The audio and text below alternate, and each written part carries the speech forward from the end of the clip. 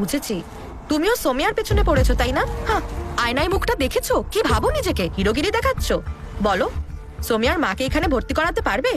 ভালো করেই জানো এই হসপিটালের খরচ মেটানো এত সহজ না। একবার চেষ্টা করে দেখলে ক্ষতি কি। হ্যালো মিস্টার বানসাল, কেমন আছেন? আমার একটু সাহায্যের দরকার ছিল। ভালোই নাটক শুরু করেছে। ও কে, কোথায় কাজ করে? কোনো শক্তিশালী কেউ নয় তো? ও হলো আরিয়ান, ও সানশাইন গ্রুপের একজন, আমার বন্ধু। সানশাইন গ্রুপ নামটা প্রথম শুনলাম। ও কোনো চ্যারিটি ফার্মে কাজ করে নাকি? আমার মনে হয় আরিয়ান তোমাকে বোকা বানিয়েছে। ও প্রভাবশালী কেউ না, আর না তো কোনো বড় লোকের সাথে চেনা জানা আছে। তুমি তোমার মায়ের কথাটা ভাবো, এখন ওনার ট্রিটমেন্ট দরকার। জুলি ঠিক বলছে, এখানে আরিয়ানের চেনাশোনা কি করে থাকতে পারে? আমার ওকে বিরক্ত করা উচিত না। ছাড়ো ওকে। সৌম্যা, যদি আমার সব শর্ত মেনে নাও তাহলে আমি তোমার মাকে এখনই ভর্তি করিয়ে দেবো। সৌম্যা, আমি এখনই রয়্যাল ফার্মাসিউটিক্যালসের মিস্টার বানসালের সাথে কথা বললাম। এখনই তোমার মাকে ভর্তি নিয়ে নেবে। সত্যি বলছো আরিয়ান? কেন মিথ্যে কথা বলছো? এখানকার সিইও তোমার মতো একটা গরিবের কথা কেন মানবে? সোমিয়া, আমি তোমাকে আবারও বলছি, ওর কথার ফাঁদে পড়ো না। মিস্টার মায়াঙ্ক অনেক কষ্ট করে অ্যাডমিশন করিয়েছে, তাহলে ও কোথাকার কে?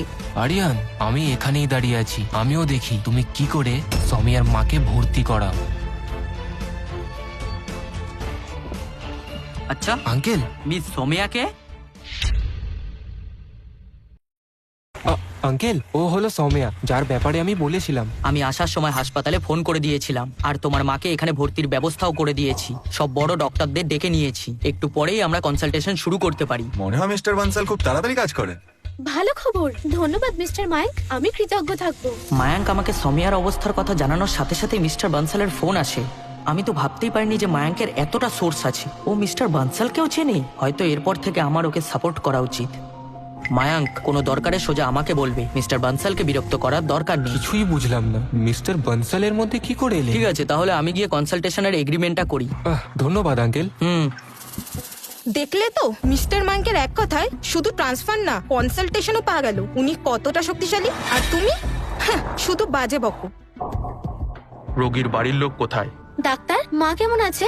আমরা ওনাকে স্পেশাল ওষুধ দিয়েছি, উনি এখন বিপদ মুক্ত। আরো কিছু টেস্ট বাকি আছে, তারপর ডিসচার্জ করা হবে। ডাক্তার, ধন্যবাদ। ধন্যবাদ কিসের জন্য? আমাদের চিফ কড়া নির্দেশ দিয়েছিলেন আপনার মায়ের খেয়াল রাখার জন্য। এই ওষুধ আচ্ছা আচ্ছা বড় লোক অ্যাফোর্ড করতে পারে না, এটা খুবই দামি ওষুধ। সৌম্যা, মিস্টার মায়াঙ্ককে ধন্যবাদ জানাও। উনি না থাকলে তোমার মায়ের ট্রিটমেন্ট সম্ভব হতো না। সৌম্যা, আজ রাতে আমার সঙ্গে ক্যান্ডেল লাইট ডিনারে যাবে? সোমিয়া, এত কি ভাবছো? হ্যাঁ বলে দাও। উনি নিজে নিয়ে যেতে চাইছেন। মনে রেখো, উনি কিন্তু তোমার মাকে বাঁচিয়েছেন। না গেলে তার ফল কি হবে তুমি জানোই। সৌম্যা, এত চিন্তা করো না, ওদের কথা এত কান দেওয়ার দরকার নেই। যদি তাই হয় তাহলে তুমি মাঝে ঢুকছো কেন? আরিয়ান, তুমি বড় মুখটা বন্ধ রাখো। মিস্টার মায়াঙ্ককে রাগিয়ে দিলে ওর মায়ের যদি কিছু হয়ে যায় তখন কে দেখবে? তুমি দেখবে? সরো। তোমার নাম জুলি তো? সৌম্যার ক্লোজ কলিগ হয়েও ওর মায়ের অসুস্থতার সুযোগ নিয়ে ওকেই ধমকে দিচ্ছ? লজ্জা করে না? তুমি তো হ্যালো, ঠিক আছে, আমার কাজ আছে, এখনই অফিস যেতে হবে।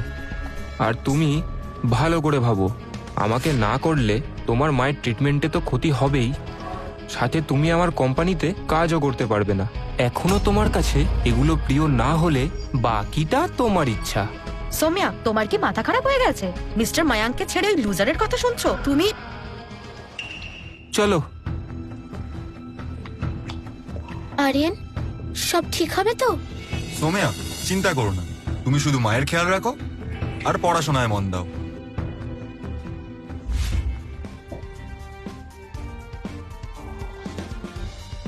ইয়েস, খুব ভালো। 7 দিনে ব্ল্যাক ড্রাগনের স্টক 3 গুণ বেড়ে গেছে। আমার তো আবার লটারি লেগে গেল। ভালো কথা হলো, এসব আমার ইউনিক এবিলিটির জন্য সম্ভব হলো। এখন আমি স্টকের মুভমেন্ট ঠিকঠাক জানতে পেরে যাব। White Sand Mining, Recent Films, Dragon Creek, এই 3টে শেয়ার আগামী 3 দিনে আরো বাড়বে। কিন্তু আমার কাছে ইনভেস্ট করার মতো টাকা নেই। খুব জোর হলে 20 লক্ষই করতে পারবো। আরিয়া, তুমি সত্যি অসাধারণ। আমার তো পুরো জীবনই বদলে গেল। এখন তো সবাই আমাকে স্টক কুইন বলে ডাকবে। শোনো, মনে আছে কি বলেছিলাম? আজই সব বিক্রি করে দাও। খুব তাড়াতাড়ি মার্কেট ক্র্যাশ করবে। চিন্তা করো না, সব ভালোভাবে মনে আছে। তুমি তো আমার মানি গড। বলো তো আমি কত 2 কামিয়েছি? কোটি? ভুল বলেছো, পুরো 10,80,00,000। এত টাকা পেলে কোথার থেকে? পরে বলবো, রাতে দেখা হবে। বলো এবার, এই মাসে কি কত টাকা আয় করেছো? সাউথের দিকে আমার নেট প্রফিট 1200 কোটি হয়েছে। নর্থের দিকটাতে অনেক সমস্যা হয়েছে, তাই ওখানকার সেল এইবার মাত্র 700 কোটি হয়েছে। আমরা ইস্ট থেকে পুরো 1,500 কোটির ব্যবসা করেছি। ঈশা, ওয়েস্টের ব্যবসা এবারও সব থেকে কম নাকি? ব্যবসা বলাটা ঠিক হবে না। এবার বলো ভাগ্নি, এই মাসে কত টাকার লোকসান করলে, যাতে আমরা সবাই মিলে সেটা ম্যানেজ করতে পারি। ঈশা ভালো ফাইট করতে পারে, কিন্তু ব্যবসায় সামলাতে পারে না। জবে থেকে ও ওয়েস্টের দায়িত্ব নিয়েছে, সেই 4 মাস ধরে লস হচ্ছে। যদি এরমই চলতে থাকে তাহলে লিডার হিসেবে রাখা মুশকিল হবে। ওয়েস্টের এই মাসে 9,000 কোটির ব্যবসা করতে পেরেছে। ও মানে 9,000 কোটির ক্ষতি, খুব একটা খারাপ না। কি বললে তুমি? পুরো 9,000 কোটির লস? আরে শান্ত হও, তোমার কান খারাপ হয়েছে নাকি? ও বললো 9,000 কোটি কামিয়েছে। ঈশা, সত্যি বলছো?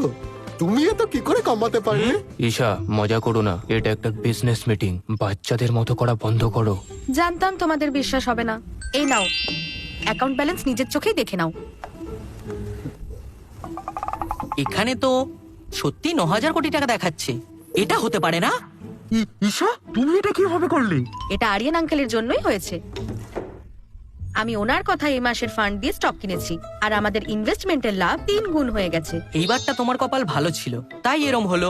সবসময় নাও হতে পারে। আমি এতটাও বোকা না। প্রত্যেকবার যখন আরিয়ান আঙ্কেল স্টক কেনে বা বিক্রি করে, তো ওনার টাইমিং একদম পারফেক্ট হয়। এটা কোইন্সিডেন্স না। মানে আরিয়ানের মধ্যে কিছু তো ব্যাপার আছে। বাবা আমাদের বলেছিল ওর মেডিকেল স্কিল নাকি অসাধারণ, কিন্তু এটা জানতাম না যে ও স্টক ট্রেডিং এও জিনিয়াস। শোনো, কথাটা যেন বাইরে না যায়। হ্যাঁ, চলো সবাই আরিয়ানের সঙ্গে দেখা করি। সব আইনি কাগজপত্র এখানেই আছে। আরিয়ান, সানশাইন গ্রুপের মিটিং এ সব সদস্যরা মিলিতভাবে একটা সিদ্ধান্ত নিয়েছেন। আপনাকে ড্রাগন প্যালেসের লিকুইড অ্যাসেট ম্যানেজার করা হচ্ছে। মোট 2,000 কোটির ফান্ড আর 30% আপনার কমিশন। মিস্টার ধনরাজ, এত বড় অঙ্কের টাকা আমাকে দেওয়া হচ্ছে? আমার উপর এত ভরসা? ভরসা আছে বলেই তো দায়িত্ব দিচ্ছি। শুধু আপনার দক্ষতার ওপরই নয়, সততার ওপরও বিশ্বাস আছে। খুব ভালো, কথা দিচ্ছি আমি এই টাকাগুলো ঠিক জায়গায় ইনভেস্ট করব। এই টাকাগুলো কাজে লাগিয়ে আমি আরো ইনভেস্টমেন্ট বাড়াবো। কিন্তু আমার কাছে বেশি টাকা নেই। ভুলে গেলে? তোমার প্রপার্টিগুলো কাজে লাগাও। হ্যাঁ, ঠিক বলেছো। আমার কাছে সানিল ভিলা আর একটা বিল্ডিংও আছে। কাল আমার সাথে গ্রিন ভ্যালি কমার্শিয়াল ব্যাংকে চলো। ওখানকার ম্যানেজার বাবার পুরনো বন্ধু। সে তোমাকে লোয়েস্ট ইন্টারেস্ট রেটে লোন দিয়ে দেবে। এই বিল্ডিং আর ভিলা মিলিয়ে মোটামুটি 500 কোটি টাকা তো পেয়েই যাবে। আর এই 500 কোটিকেই আমি আমার সুপার পাওয়ার দিয়ে 5,000 কোটি বানাবো। শুনুন আরিয়ান, হ্যাঁ। এত বড় ফান্ড ম্যানেজ করার জন্য আপনার নিজস্ব একটা কোম্পানি খোলা উচিত। এটা তুমি আমার ওপর ছেড়ে দাও। আরে বাহ, জায়গাটা তো দারুণ, চারিদিক সবুজে ঘেরা। ভালো ব্যাপার হলো ক্যাপিটাল ট্রেড বিল্ডিং তোমাকে আমার বাবাই দিয়েছেন। এখানে সেট আপ করলে সুবিধা হবে। হ্যাঁ রাইজিং সান গ্রুপ নামটা ভালো। সব আইনি কাগজপত্র এখানেই আছে। হ্যাঁ, রাইজিং সান গ্রুপ সূর্যের আলোর মতোই চারিদিকে ছড়াবে, পুরো গ্রিন ভ্যালি তোলপাড় করে ফেলবে। একটু অপেক্ষা করুন, ম্যানেজার এখন মিটিং এ আছেন। না হলে তিনি নিজেই এখানে আসতেন। আমি খবরটা দিয়ে দিচ্ছি। তুমি এখানে কি করছো? তোমার মতো ভিখারিকে ভেতরে ঢুকতে দিল? আরিয়ান, তুমি এখানে কি করছো? দেখতে পাচ্ছ না আমি এখানে ব্যাংকের কাজে এসেছি? তোমার এখানে আসার যোগ্যতা নেই। এটা গ্রিন ভ্যালি কমার্শিয়াল ব্যাংকের ভিআইপি ক্লায়েন্ট এরিয়া। এখানে প্রত্যেকটা ট্রানজাকশন কম করে 100 কোটির হয়ে থাকে। তুমি একটা গরিব হয়ে এখানে সার্ভিস নিতে এসে পড়েছো? ঠাট্টা করছো নাকি?